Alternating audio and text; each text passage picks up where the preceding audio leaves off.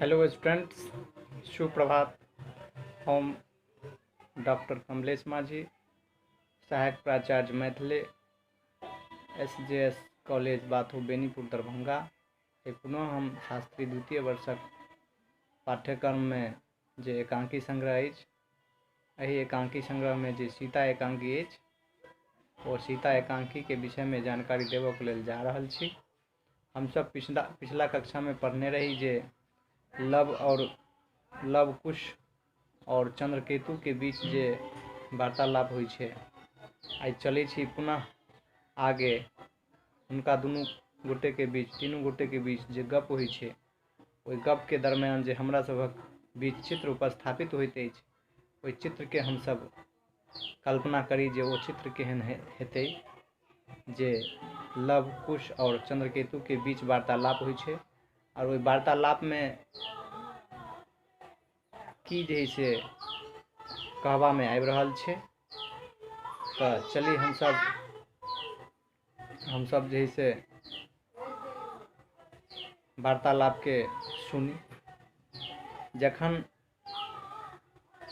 कुश द्वारा कहल जाय छै कि वह राम जे ब्राह्मणिक नाक काटि कऽ विदा कयने छलाह, लव पुनः ओ व्यंग करै छथिन जे वह राम जे अपन धर्म पत्नी पर कलंक कलिमा मढ़ि प्रसव सँ पूर्व राजधानी सँ निष्कासित कऽ भयंकर अरण्य में छोड़बौने छलाह।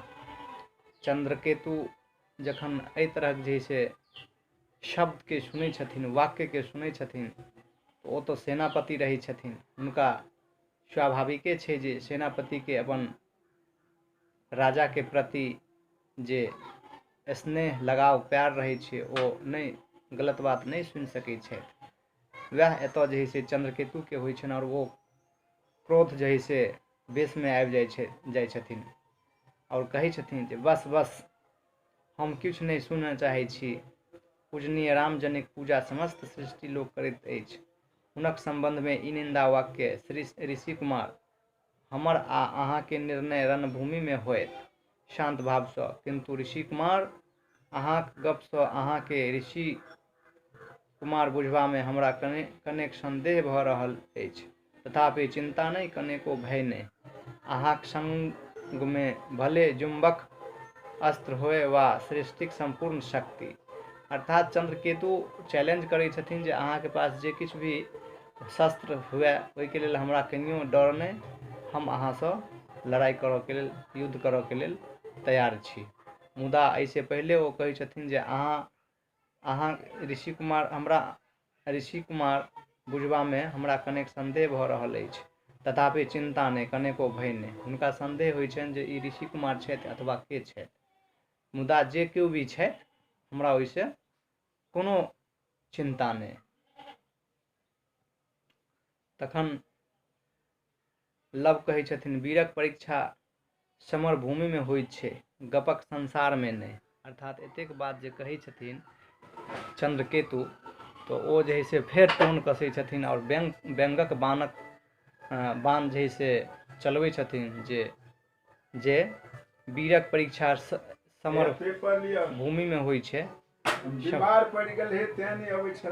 समर भूमि में होइ छै, गपक संसार में नहीं। अर्थात एते जे रास गप भेलैया तो ओ गप बुझै छथिन, साधारण गप बुझलखिन या लव।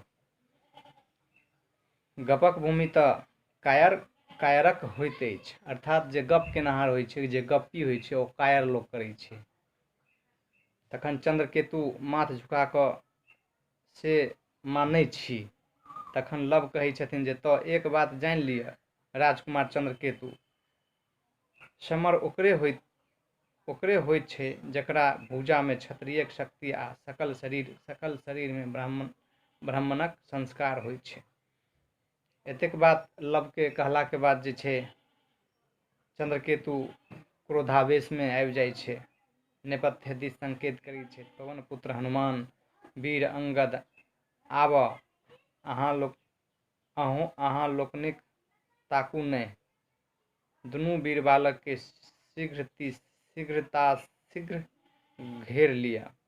नेपथ्यसँ टेप रिकॉर्डर द्वारा सेनाक दौड़बाक ध्वनि संग संग प्राचीन कालक युद्धक ध्वनि सेहो सुनबामे आबैत छै। लव कहै छथिन, लिअ इएह थिक जुम्बक अस्त्र, आ एकर बेर रामक लऽ एकरा कटबाक प्रयास करू। सेनापति चंद्रकेतु, जानि लिअ ई महर्षि वाल्मीकिक आश्रम छनि। यही ठाम उचित अनुचित संग संग सत्य आ फूसिक निर्णय होइत अछि, सेहो भुजा शक्तिसँ नहि, ब्रह्म शक्तिसँ। ततबे नहि, यही ठाम ज्ञानक आलोकमे सृष्टिक अवयव परीक्षा होइत छैक, आ एही आलोकमे मिथिलेश जनक रामके देखने छलाह।